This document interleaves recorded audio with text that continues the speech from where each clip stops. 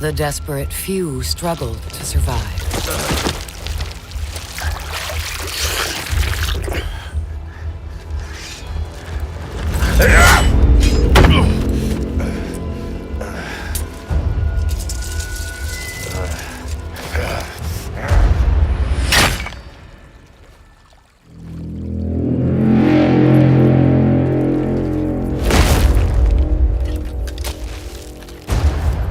We are catching up with Gaelec here at E3 2016 to learn more about a game that I played the other day, For Honor. And you're sort of the big reveal here, of course, is the campaign, the single player, what it plays like. What can you tell us of the vision of adding single player? Because last year, of course, we got introduced to the multiplayer. What's been the sort of the driving force behind the campaign? Well, we didn't just add the campaign after last year. Like, it's been planned from the beginning. It's just that last year we were focused on the multiplayer, and this year we're focusing on the campaign.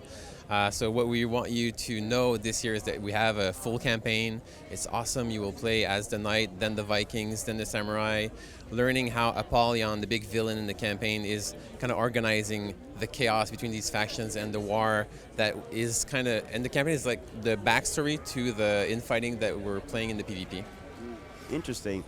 So is it one story arc, or is it different campaigns, or how do you sort of structure it? So the campaign tells the whole story of why Apollyon creates this chaos between the factions. So it's one story arc, but to get the whole story, you really need to play through each of the factions. It also enable you to play the different characters from the different factions and get a taste of all the differences of these characters.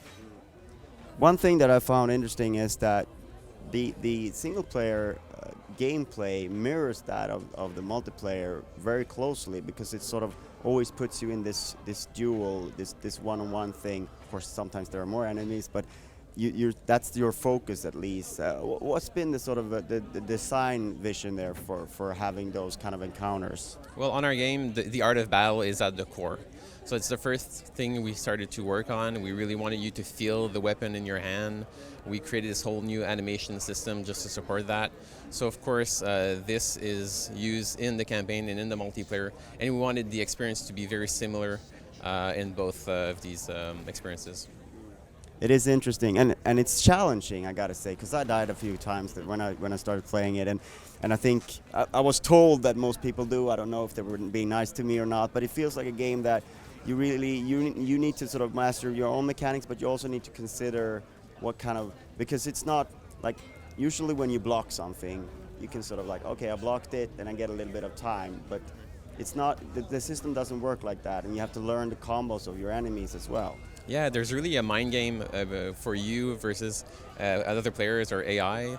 And each character, though they have the same basics of blocking, attacking, guard breaks, and dodge, they all have their unique chains and some special moves. So every time you play with a new character, there's more to discover, and there's a lot of depth in our game. So yeah, I also love that when I play it.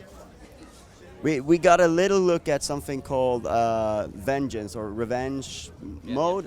And are there many other such abilities and things to trigger, or are you keeping someone on wraps, or what's the scope? Well, of course, we're still alpha, so there's still a lot that needs to be worked on. We're getting out on the February 14th next year.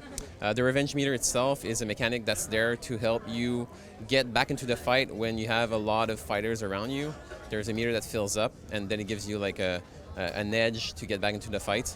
There are other mechanics that are there. There are also like feats that you can use. Feats are pickups that you can use to heal yourself, give yourself buffs or debuffs to the enemies. So yeah, there's a couple of things that you can play with that even add a layer to the art of battle.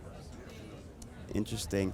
One thing that struck me about it as well is that the guard break enables a lot of interesting moves and a lot of sort of environmental, things like that. Yeah. What's the thought there in doing that? Because it's some sort of makes it that some duels can go really quickly, and how are you sort of thought of that design and sort of making sure that players are aware of how to sort of use the environment? Well, in the campaign, in the first mission that you played, we teach you the very basics of the art of battle. In the next couple of missions, then we teach you more about guard breaking and how it can be used. It's not an all-powerful move. Like, you can try to guard break someone, but he can tech you. But when you do manage to be able to guard break, then using the environment, like using spikes or holes and other environmental dangers can be very Just a large chasm. Yeah. So yeah, that's pretty much it. You mentioned the release date. What do you have left to do? What's being worked on currently? Well, yeah, we still have a couple of months. It's at the time where we can take a lot of feedback. Since we're alpha, we have the whole game there, but we still have time to change, make stuff better, and polish. So that's the high level. That's pretty much all that we have to do left now. I gotta ask one last thing because my colleague wanted to know: can you remove the little indicators of guard and etc.? Yeah, in our options you can totally remove the whole HUD, and because of our animation system, it's possible to play the game just by reading the animations, and it creates a whole new other experience. Thank you so much for your time. Thanks, man. Have an AC3.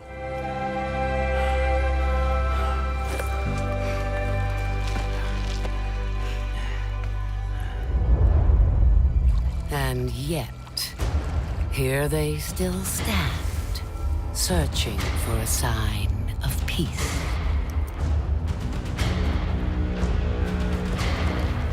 I will show them.